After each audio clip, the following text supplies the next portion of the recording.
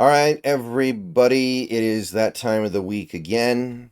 It's not exactly a happy time for these Washington Huskies because you lose one of the maybe final Apple Cups ever in a game that was extremely winnable. You have 16 penalties and you still lose by getting stopped at the 1 yard line with less than 2 minutes left. So that's how much you let that game slip away. It's your first loss of the season. Honestly, the silver lining is that you didn't have higher aspirations this year, which that's a crappy silver lining, right? You don't want your silver lining to be, oh, we weren't going to be that good anyway. No, that's kind of like another layer of badness on top of the bad of losing that game. So it's not great right now for these Washington Huskies, but they got to get back on the horse this weekend, playing a home game against Northwestern.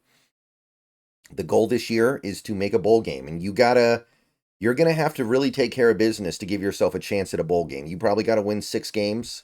I imagine 6 games get you in. So, Northwestern, they're going to be one of the weaker teams you play the rest of the way. Just being realistic about it, most teams you play the rest of the way are going to be a little better than Northwestern. And you also get them at home, so they end your little run of home games at the start of the year. Northwestern, they haven't played too bad so far this year.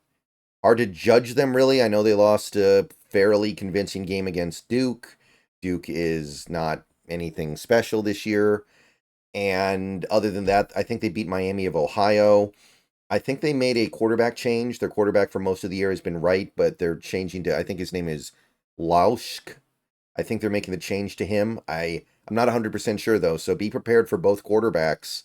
Maybe they're going to use both in the same game. But Northwestern, relatively well rounded so far this year. They've been running the ball well. They're running the ball for like 160 yards a game. They've got a slew of competent receivers. They've got a relatively prolific passing game, although it did seem like things got a little bit more clean and efficient when they got Lauschk in there last week for their second win. And defensively, they've been pretty good at getting pressure. They've got like a good amount of pressure so far this year defensively. They've gotten a decent amount of takeaways as well. So they are not, I don't think they're on the level of like Weber State. This is a legitimate team, a legitimate Division 1A team that we should beat. Of course, we are 10-point favorites for a reason, but this is not going to be a layup here. This is not some kind of a scheduled win at this point. So I'm looking at this Huskies team, and the main thing that I really want to see, I think the most important thing by far, is can you play a cleaner game? You had 16 penalties last week in what was basically a home game. I know it wasn't a home game, but it was basically a home game. 16 penalties. You probably win that game without the end of game drama if you have like 13 penalties. You could have been one of the most penalized teams in the country this last week and still won. No, in order to lose that game, you had to be like the most penalized, hands down. So that I think is the most important thing because the Jedd Fisch thing, people are wondering now. That game was so bad. The stuff that happened in that game was so stupid. By the way, some people have pointed out since that Apple Cup that Fisch is the play caller, so the speed option is on him. And this week, you listen to the comments in the media, he kind of went back and forth. Like initially, it was like, it's my fault, it's a bad call. And then he was like, well, actually, I think it was a good call. It was just bad execution by the players. And it's like, man, just take the L. Just take the L. It'd be an okay call if Devin Williams is in the game, but you're running speed option with Will Rogers. What are you thinking? And I know that there's kind of this understanding among sports fans that a college team is going to be more mistake prone and do more dumb things than a pro team because they're kids. They're not professionals. In the NFL, as a fan, when you go to a game and things aren't going well, you're going to boo the team because they're professionals. And you see them not playing professionally, you boo them because they're getting paid tens, hundreds of millions of dollars to do that. Yeah, that makes sense. In college, you don't see that often. I think it's a lot less common that a college team will get booed by their home crowd because I think there's that understanding that, hey, we got to give them a break. They're kids, they're amateurs. A lot of these guys are not playing football professionally. A lot of these guys are just doing this for a scholarship. A lot of this are just doing it to stay in shape. A lot of these guys are just doing it to do it.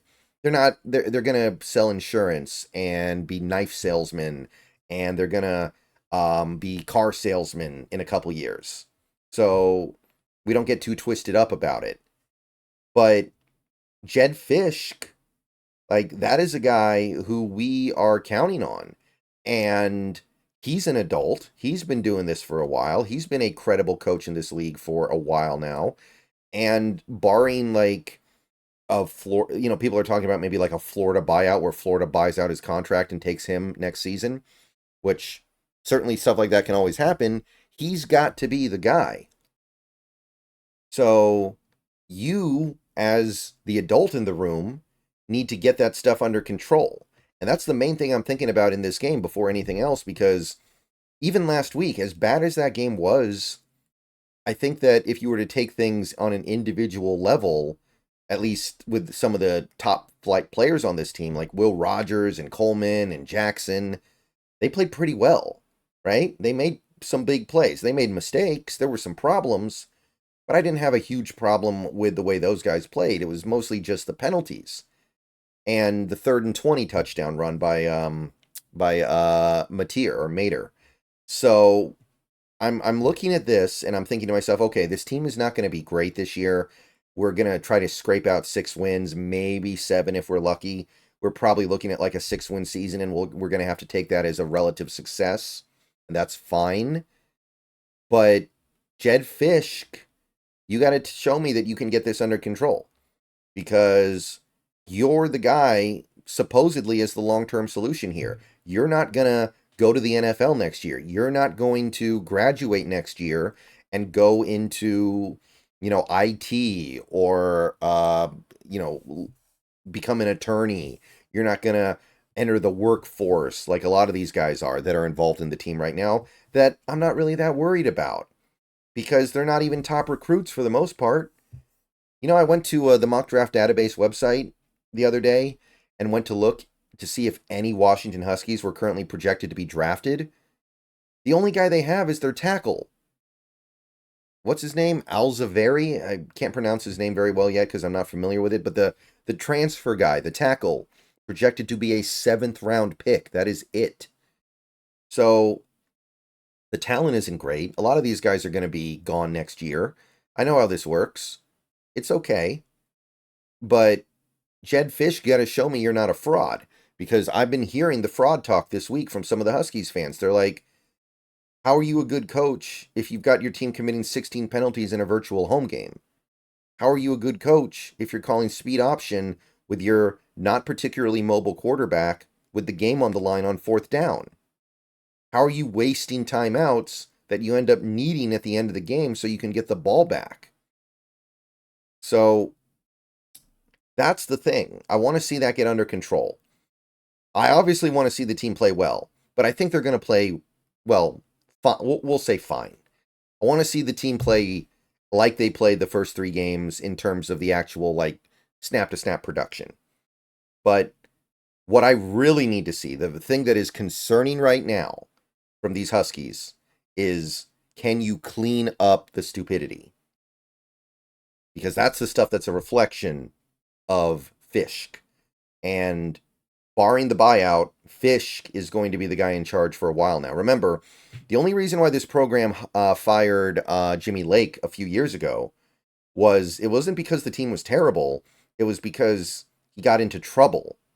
He probably still would have been the coach in 2022 if he didn't get in trouble outside of the realm of coaching football, right? If it was just on the basis of the way the team was performing, they probably would have shrugged it off and been like, it's a bad year, whatever.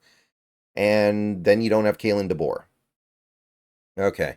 I will be live streaming this game, by the way. Starts at 4 p.m. on Saturday tomorrow. So you're looking at, like, what, a little more than 24 hours.